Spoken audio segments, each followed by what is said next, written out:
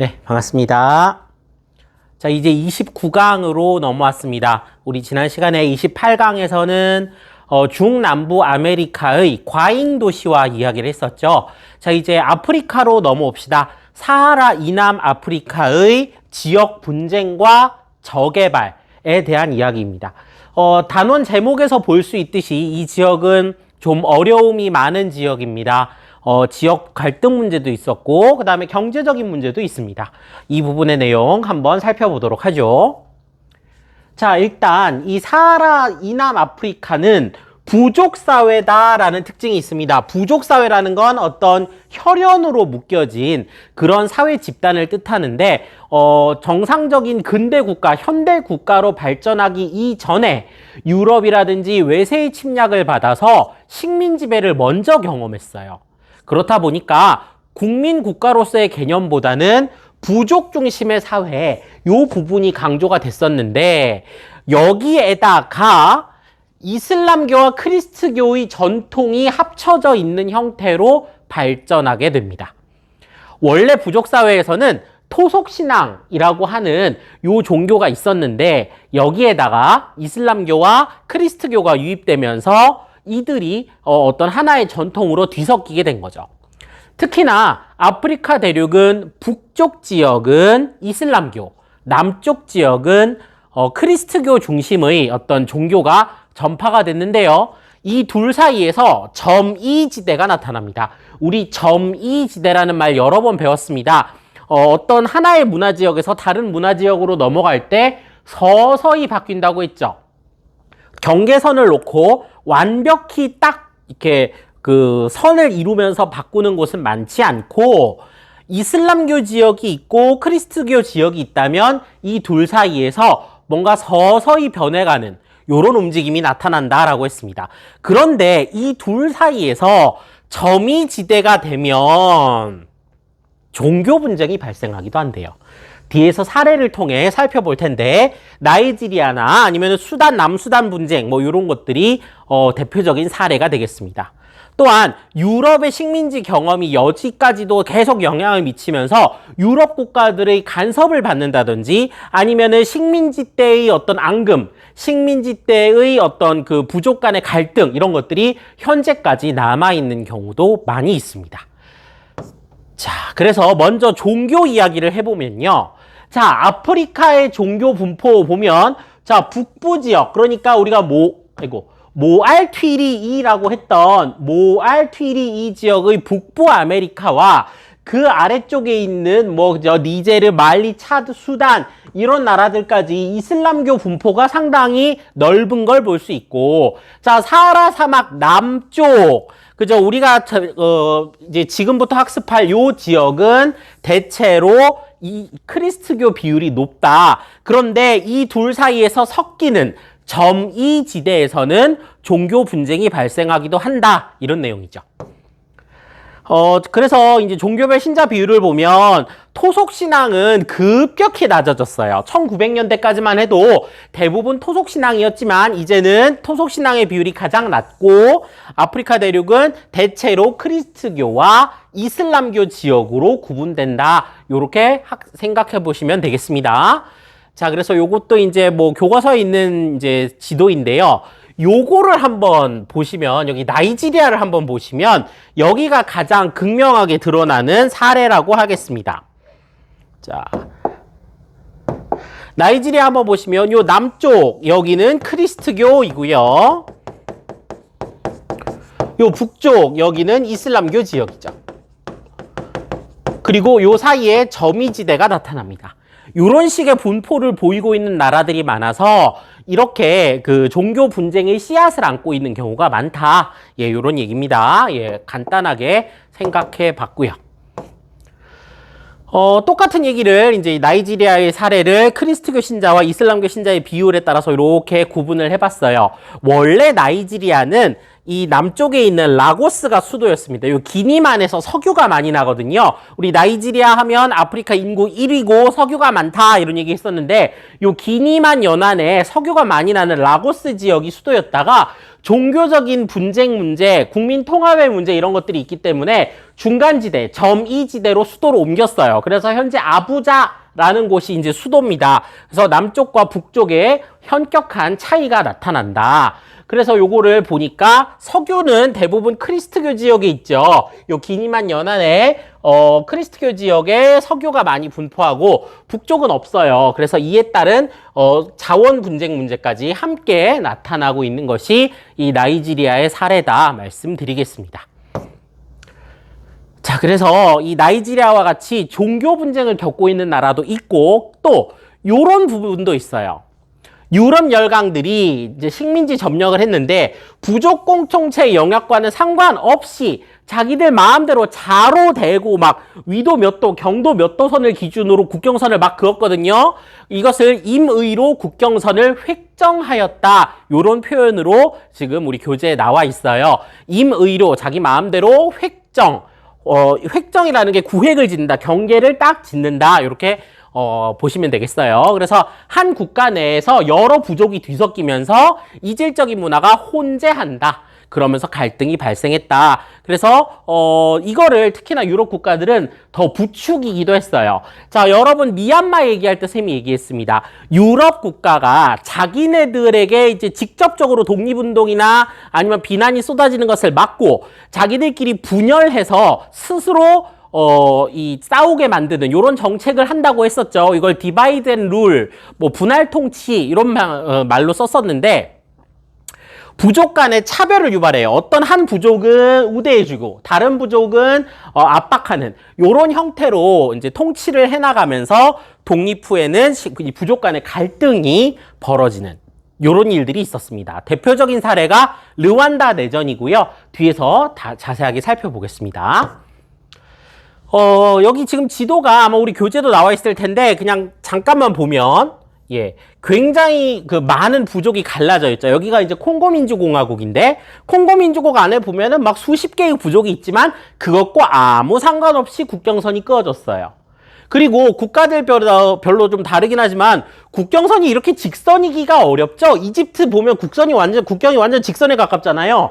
이렇게 유럽 열강들이 자기들의 기준에 따라 마음대로 이제 국경선을 결정하게 되면서 그죠? 나미비아, 뭐 앙골라 이런 데도 보면은 굉장히 직선인 국경선이 나타나는데 요런 그 선을 그어 놓은 요 부분 때문에 국가별로 또는 부족별로 갈등이 일어난다. 이렇게 보시면 되겠습니다. 여기 읽어보면서 중요한 부분 밑줄 긋겠습니다. 자, 아프리카는 직선으로 된 국경선이 많다. 이는 유럽 열강이 아프리카를 식민지로 분할할 때 민족 분포, 문화적 동질성 등을 고려하지 않고 유럽 열강의 이해관계에 따라 국경을 설정하였기 때문이다. 그 결과 같은 민족이 서로 다른 국가에 분리되거나 한 국가에 여러 민족이 정착하여 살게 되었고 이것이 다양한 지역 분쟁의 원인이 되었다. 자, 그래서 오늘날 아프리카에서 발생하는 지역 분쟁의 1차적인 책임이 유럽 열강에 있다고 주장하는 학자들이 있다. 그래서 유럽 열강의 책임을 분명히 밝혀두었습니다.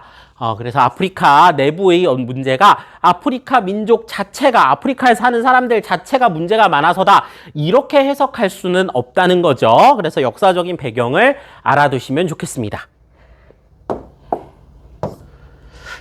그래서 독립한 시기는 간단하게 넘어가고요. 자, 그래서 오늘날 어떻게 분쟁이 발생하고 있는가 보니까 난민이 발생해요. 전쟁을 하면 이 전쟁을 피해서, 그죠? 난민이 발생해서 주변 국가로 막 번지면서 정치적 불안이 초래되고 사회 발전이 제대로 이루어지기 어렵겠죠. 의료 및 교육 서비스를 제공하는 사회 기반 시설도 부족하고. 자, 그 다음에 3번. 요거는 하나 따로 표시를 해두시기 바랍니다. 이거는 식민지배의 영향을 오랫동안 받았던 남아프리카 공화국의 이야기인데 인종차별 정책이 있었어요. 우리 백지도 학습할 때 한번 얘기했습니다. 백인 중심으로 흑인들의 권리를 별로 인정하지 않는 인종차별 정책도 있었고요. 요게 이름이 아파르트헤이트입니다. 요 인종차별 정책 이름이에요. 자, 요거 인종차별 정책 하나만 다시 정리해 봅시다. 자, 남아공의 인종차별 정책은 아파르트헤이트. 네, 다시 쓸게요. 아파르트헤이트. 고요. 자, 그 다음에 오스트레일리아도 있어요. 오스트레일리아도 오랫동안 인종차별 정책이 있었는데 폐지됐다 했었죠? 요것도 이름 하나 알아둡시다. 백호주의. 그죠? 요런 것들이 이제 백인 위주의 인종차별 정책을 펼치고 있었다. 예, 요렇게 정리하겠습니다. 이게 오늘날에는 폐지되었지만 인종 간에 계속 그 빈부격차와 반목은 이어지고 있다. 네, 요런 내용 봤습니다. 자, 그 다음에 수단과 남수단의 분쟁이 이제 사례로 또 나오는데요. 자, 여기는 이름만 봐서도 알겠지만 과거에 한 15년 전까지만 해도 한 국가였어요. 수단이라고 하는 국가였는데 아까 나이지리아와 마찬가지입니다. 북쪽은 이슬람교 지역, 자, 북쪽은 이슬람교 지역, 그다음에 남쪽은 토착 종교와 크리스트교 지역입니다. 종교적으로 분쟁이 있을 수밖에 없는 구조를 지니고 있었어요. 심지어 수단 북부는요, 북부 아프리카의 문화를 갖고 있어요. 그래서 이집트나 리비아와 오히려 비슷한 문화를 갖고 있고, 남수단은 농경 중심의 이 사하라 이남 아프리카의 문화를 갖고 있습니다. 문화적으로도 종교적으로도 서로 달랐는데 한 집 살림을 하다가 우격다짐을 하고 전쟁 끝에 결국은 두 나라로 갈라섰어요. 하지만 이게 끝난 것이 아닌 게 여기 보시면 남수단과 수단의 경계 부분에 유전지대가 있습니다. 핑크색 이게 유전지대잖아요. 유전지대가 있고 이 유전지대에서 석유를 퍼올려서 수출을 하기 위해서는 송유관이 또 필요하잖아요. 이 송유관이 또 수단을 지나고 있어요. 그래서 남수단에서 채굴된 석유도 결국은 수단을 거쳐가야 되고 또 이 유전지대를 놓고 두 나라가 서로 차지하겠다고 분쟁을 일으키기도 했어요. 그래서 우리 수단 하면은 벌써 분쟁, 다르푸르 분쟁 하나 배웠잖아요. 그거 말고도 남수단과의 갈등이 계속 이어지고 있다. 이거는 과거의 한 국가였지만 종교적인, 인종적인 차이로 결국은 두 나라로 갈라섰지만 그 갈라선 지역에 석유가 나는 바람에 이 석유에서 나오는 이권을 두고 두 나라가 계속 경쟁 중이다. 그래서 분쟁이 끝나지 않았다. 이렇게 설명할 수 있겠습니다. 자, 이것도 읽어볼게요. 수단의 이슬람교를 믿는 아랍인과 남수단의 크리스트교나 토속신앙을 믿는 주민들 간에는 문화적 차이가 뚜렷하다. 남수단 지역 분쟁은 아프리카계가 수단 정부의 아랍화 정책에 반발하면서, 그러니까 북부 아프리카스럽게 하는 그 정책에 반발하면서 시작했으며 2011년 남수단이 수단으로부터 독립하였다. 15년 전에 독립을 했어요. 자, 그러나, 자, 여기도 밑줄 그어두겠습니다. 자, 그러나 남수단은 석유 매장량은 많으나 수단의 석유 수출항을 이용하고 있어 독립 후에도 이를 둘러싼 갈등이 지속되고 있다. 여기에 밑줄 그어두시면 되겠어요. 예, 요거 확인해 주시기 바랍니다. 자, 그 다음에 지역 분쟁 문제 얘기했고 이번에는 저개발 문제 한번 해보겠습니다. 식민 지배를 벗어난 지 얼마 안 되었고 또 사회 통합도 이루어지지 못했고 뭐 여러 가지 문제를 안고 있기 때문에 아프리카의 많은 국가들은 빈곤, 그죠? 열악한 의료 환경 이런 것들이 다 문제가 되고 있어요. 인구 증가율은 매우 높습니다. 우리가 인구 발달 변천 모형에서 2단계 정도에 해당된다 그랬죠. 그래서 인구 증가율은 상당히 높지만 농업 활동이 제대로 발달한 것도 아니고 그래서 식량난이 지속돼서 해외에서 원조 도와주는 거죠. 그 원조로 겨우 이제 이어가는 경우가 많고 기아 문제, 기아라는 거 이제 굶어 죽는다는 얘기죠. 너무 배고픔에 지쳐서 질병이 되거나 아니면은 사망에 이르는 이런 일들도 발생하고 있고, 그죠? 영유아 사망률도 높고 교육도 안 되고 하는 우리가 흔히 얘기하는 아프리카 국가들이라고 하는 요 이미지 있잖아요. 그러한 저개발 문제에 시달리고 있는 지역이 많다. 자, 그래서 보면 1인당 GDP 분포가 그죠? 여기 낮은 색깔이 전부 아프리카 대륙에 많이 칠해져 있는 걸 볼 수 있습니다. 이게 왜 그러냐 봤더니 뭐 이유가 되게 많아요. 자, 첫 번째로 우리 교재에서 지적하고 있는 건 사회 기반 시설이 모자라요. 도로, 철도 이런 거 개발이 잘 안 돼 있어요.